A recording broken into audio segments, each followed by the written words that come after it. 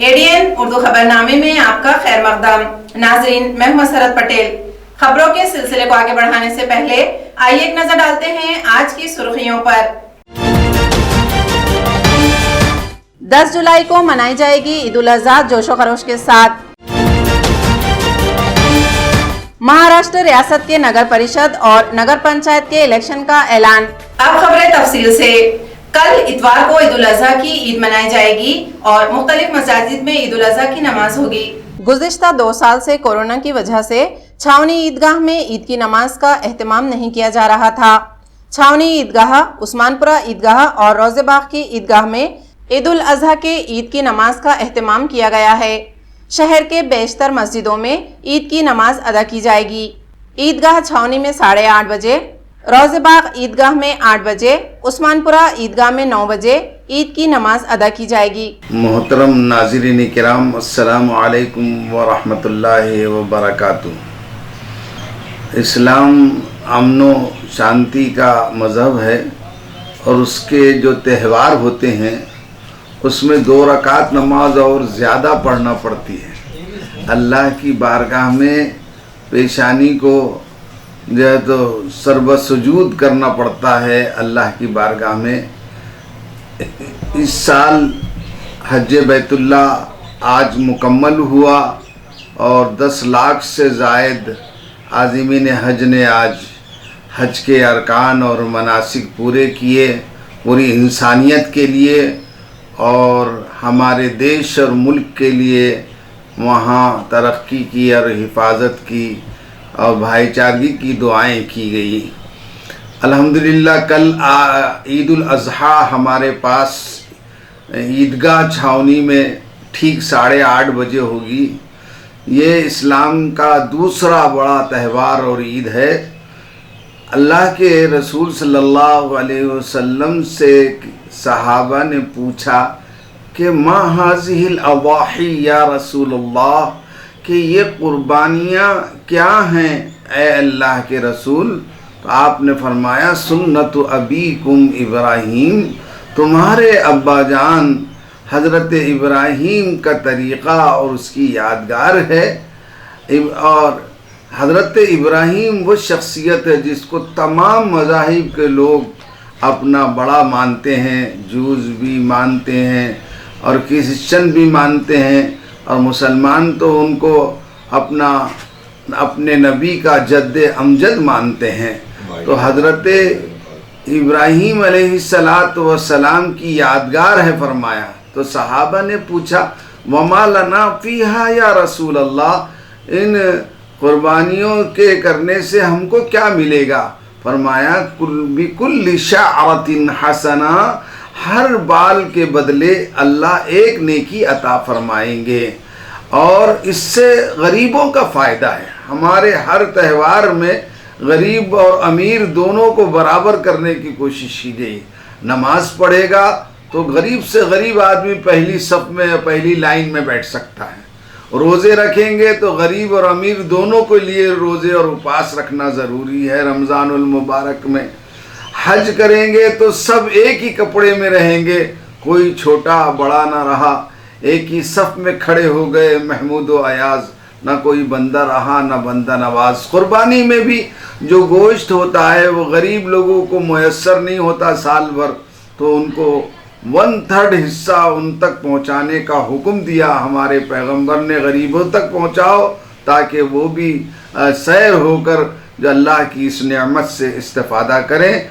और ये आज का दिन, अरफे का दिन, बहुत बड़ा दिन है। इस दिन रोज़ा रखना सुन्नत है और अल्लाह के रसूल का हुक्म है। फरमाया आज का रोज़ा मैं उम्मीद रखता हूँ कि 1 साल के पहले और बाद के छोटे छोटे गुनाहों को अल्लाह इसकी बरकत से माफ़ कर देंगे। और ये पूरे ज़िलहिज्जा का 9-10 दिन जो है अल्लाह کے نزدیک بہت زیادہ جو ہے تو فضیلت والے ہیں. قرآن کریم میں ان 10 راتوں کی عظمت کی، فضیلت کی، جلالت شان کی قسم کھائی گئی اور فرمایا گیا والفجر ولیال عشر. یہ قربانی کی عید ہم کو یہ سبق دیتی ہے کہ گوشت کھانا مقصود نہیں ہے، اصل مقصود اللہ کا اتنا ڈر پیدا ہو جائے کہ انسان بن جائے اور انسانیت کا ہمدرد بن جائے اور اللہ کا کوئی اللہ کی نافرمانی نہ کرے اور بندوں پر ظلم اور اتیاچار نہ کرے. یہ اس کا مقصد ہے. اللہ کا ڈر اور تقوی. اللہ تعالیٰ سے ہماری دعا ہے کہ اللہ ہم کو جو ہے تو اس ملک میں امن و امان عطا فرمائے، ہماری عبادتوں کو قبول فرمائے. اور میری درخواست ہے کہ اسلام میں صفائی اور طہارت کو اعلیٰ ایمان قرار دیا گیا. قربانی کے موقع پر میرے بھائیوں اور بہنوں سے میں درخواست کروں گا کہ خوب اللہ کی رضا کے لیے قربانیاں کیجئے اور صفائی اور پاکیزگی اور طہارت کا بہت اہتمام کیجئے کہ یہ اعلیٰ ایمان ہے. اللہ تعالیٰ سے میری دعا ہے کہ اللہ تعالیٰ ہماری قربانیوں کو قبول فرمائے اور ہمارا جینا اور ہمارا مرنا اور سب کچھ اللہ کے لیے ہے. قرآن کریم میں فرمایا قل ان صلاتی ونسکی ومحیای ومماتی للہ رب العالمین. اے محمد صلی اللہ علیہ وسلم آپ کہہ دیجئے کہ میری قربانیاں، میری مالی عبادتیں، میری نماز، میری جسمانی عبادتیں، میرا جینا، میرا مرنا سب اللہ کے لیے ہے اور مجھے اسی کا حکم دیا گیا اور میں پہلا فرما بردار ہوں. اللہ ہماری قربانیوں کو قبول فرمائے اور ہم کو پورے سکون اور اطمینان کے ساتھ اپنے برادران وطن کے ساتھ بڑے اخلاق اور جو ہے تو کیریکٹر اور کردار کے ساتھ محبت کے ساتھ ایک دوسرے کے ساتھ رہنے کی توفیق عطا فرمائے. آمین وآخر دعوان الحمدللہ رب العالمین. ریاست کے نگر پریشد اور نگر پنچایت کے الیکشن کا اعلان کیا گیا ہے. 18 اگست کو رائے دہی اور 19 اگست کو نتائج کا اعلان ہوگا. لمبے عرصے سے انتظار کے بعد ریاست کے 92 نگر پریشد اور نگر پنچایت کے انتخاب کا اعلان گزشتہ روز الیکشن کمیشن نے کیا، جس میں اورنگ آباد ضلع کے 4 نگر پریشد کنڑ، خلدآباد، گنگا پور، پیٹھن شامل ہیں. 18 اگست کو رائے دہی ہوگی، 19 اگست کو رائے شماری اور نتائج کا اعلان ہوگا. مہاراشٹر نیشنل لا یونیورسٹی کا پہلا کنوکیشن پروگرام بڑے جوش و خروش کے ساتھ منایا گیا. یونیورسٹی کے 122 اسٹوڈنٹ کو دی گئی degree. Maharashtra national law university کا پہلا کنوکیشن کا پروگرام مرکزی حکومت کے لا منسٹر کرن رجیجو ان کی موجودگی میں رکمنی ہال میں جوش و خروش کے ساتھ منعقد کیا گیا. 122 اسٹوڈنٹس کو مہمانوں کے ہاتھوں ڈگریاں تقسیم کی گئی اور ہنار طلبہ کو گولڈ اور سلور میڈل سے نوازا گیا.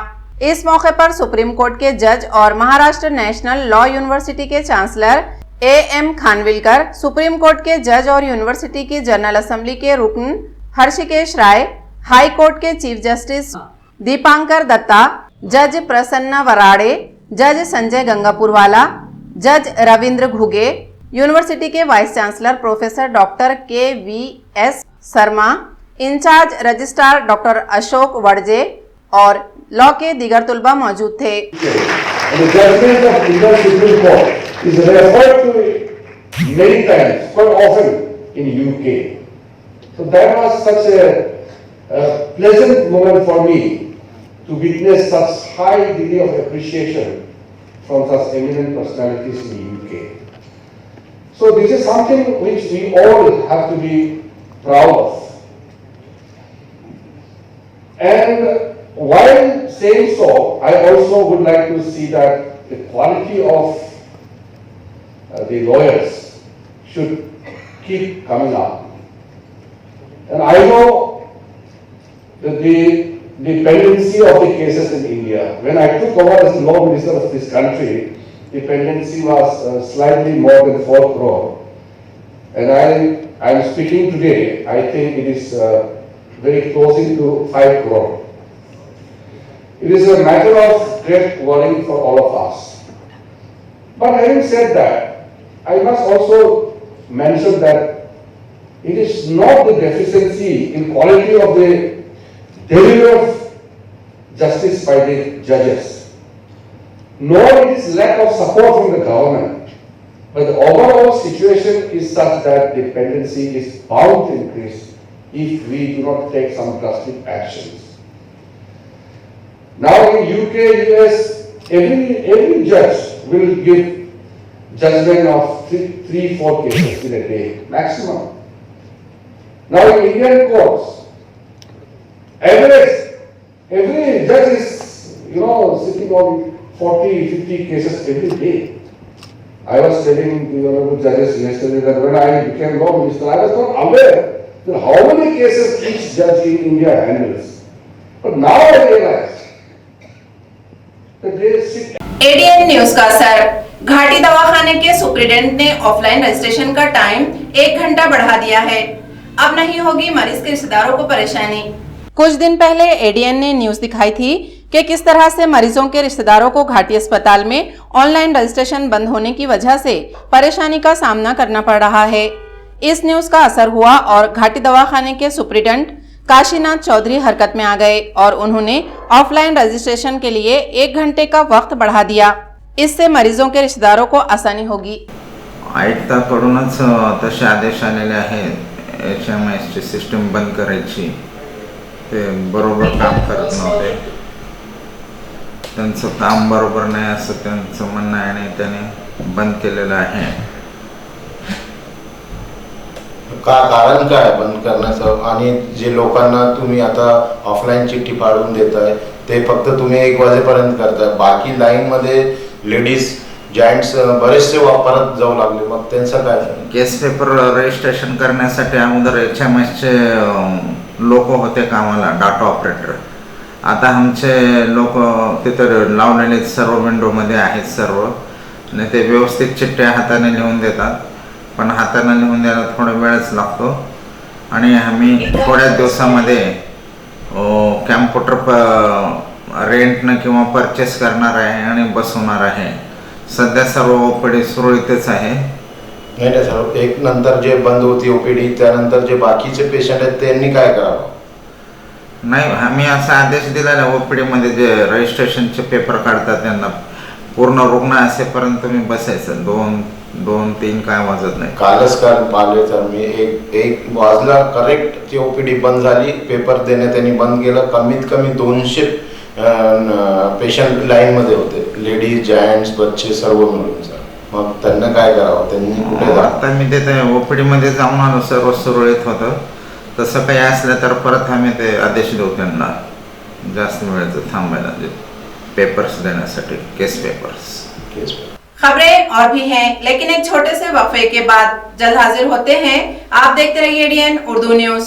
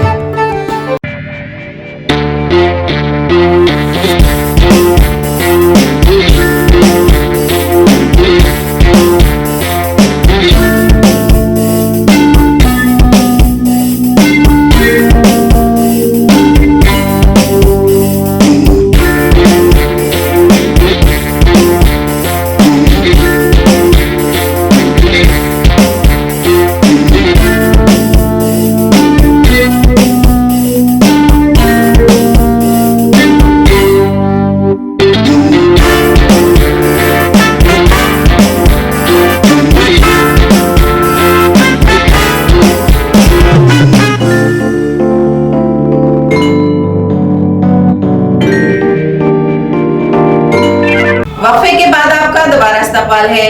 ईद उल अजहा के मौके पर साबिक नगर सेवक कांग्रेस पार्टी के लीडर अयूब खान ने तमाम शहरियान को ईद उल अजहा की मुबारकबाद दी और शहर में साफ सफाई का ख्याल रखे, कचरा रास्ते पर न डालें और सफाई मुलाजिम से ताउन करें। निहायत ही खुशी का दिन है पूरे मुल्क में हमारे। कल ईद उल जुहा मनाई जाएंगी। मैं अपने तरफ से, अपने एडीएन परिवार की तरफ से और कांग्रेस पार्टी की तरफ से सभी लोगों को ईद उल जुहा की बहुत बहुत मुबारकबाद देता हूँ और लोगों से ये कहना चाहता हूँ कि जो भी कुर्बानी होने के बाद जो भी उसका मटेरियल निकलता है उसको जो महानगर पालिका के लोग आते हैं उनको दे दीजिए।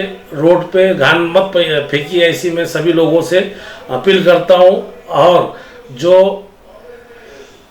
जानवर को मनाई है वो जानवर की कुर्बानी ना दे, जो जानवर की कानून जिसकी इजाज़त देता है उसी तरीके से उसकी कुर्बानी दे और प्रशासन की और सबकी मदद कीजिए। मेरे तरफ से, एडीएन परिवार की तरफ से सभी शहरवासियों को ईद उल जुहा की बहुत बहुत मुबारकबाद। भारतीय दलित पैंथर का गोल्डन फेस्टिवल संत एकनाथ रंग मंदिर में लोकसभा के मेंबर ऑफ पार्लियामेंट धीरुमा वलवन और एडवोकेट रमेश भाई खंडागड़े की मौजूदगी में मनाया गया। मला सर्वात प्रथम मिस्टर रमेश भाई खंडागड़े जे आपले लीडर आहेत यांचं कौतुक करावं असं वाटतं। A couple of weeks back, I was in Goa. Mr. Ramesh Bhai and his team came to Goa and met me. मी जेव्हा गोव्याला काही कारणास्तव काही कामास्तव दौऱ्यानिमित्त आलो होतो त्यावेळेस मिस्टर रमेश भाई आणि त्यांची टीम मला हे काम पुन्हा एकदा त्यांच्या नेतृत्वाखाली महाराष्ट्रात आपण सुरू करावं या हेतूने गोव्यामध्ये भेटण्यासाठी आली। He invited me to participate in this golden jubilee of the DPI. आणि त्यांनी मला या महाराष्ट्रामध्ये भारतीय दलित पॅंथरची 50 वर्ष साजरा करण्यासाठी आपण प्रमुख प्रवर्तक म्हणून या ठिकाणी उपस्थित राहावं याकरिता आमंत्रित केलं। Only because of this conference, I shortcut my visit to US. आणि फक्त या कॉन्फरन्स म्हणजे ही जी कॉन्फरन्स आहे आपल्या महाराष्ट्रात जी घडते औरंगाबाद शहरामध्ये या कॉन्फरन्ससाठीच प्रामुख्याने त्या ठिकाणी या ठिकाणी ते आलेले आहेत। So once again, I would like to express my sincere thanks to Ramesh Bhai ji and all other frontline leaders of Dalit Panthers. आणि म्हणूनच मला रमेश भाई आणि समकालीन जे दलित पॅंथरचे लीडर होते यांचं अभिनंदन करावंसं वाटतं। Today morning, I visited Milind College and Dr. Ambedkar College of Law and other institutions which launched by our Baba Sahib. आणि आपले बाबासाहेब आंबेडकरांनी ज्या औरंगाबाद परिसरामध्ये नागशन परिसरामध्ये औरंगाबाद जिल्ह्यात जी एक पीएस एज्युकेशन सोसायटीच्या माध्यमातून मिलिंद कॉलेजची स्थापना केली। आज त्या मिलिंद कॉलेजला त्याचप्रमाणे डॉक्टर बाबासाहेब आंबेडकर लॉ कॉलेजला भेट देऊन मला खूप आनंद वाटला। एकजुटीनं लढू एवढं मी त्यांना अभिवचन देतो आणि आपण जो प्रतिसाद दिला त्याबद्दल सर्वांचे आभार मानतो। आणि आपलं अधिवेशनामधलं जे काही ठराव वाचायचे होते ते तसेच राहून गेले, त्यांना जायचं आहे। खबरें खत्म करने से पहले आइए एक बार फिर नजर डालते हैं आज की सुर्खियों पर। 10 जुलाई को मनाई जाएगी ईद उल अजहा जोशो खरोश के साथ। महाराष्ट्र रियासत के नगर परिषद और नगर पंचायत के इलेक्शन का ऐलान। इसी के साथ एडीएन उर्दू खबरनामा अभी ही खत्म होता है। कल फिर होगी मुलाकात कुछ और खबरों के साथ। तब तक अपना ख्याल रखिए और देखते रहिए एडीएन उर्दू न्यूज, आवाज हर दिल की।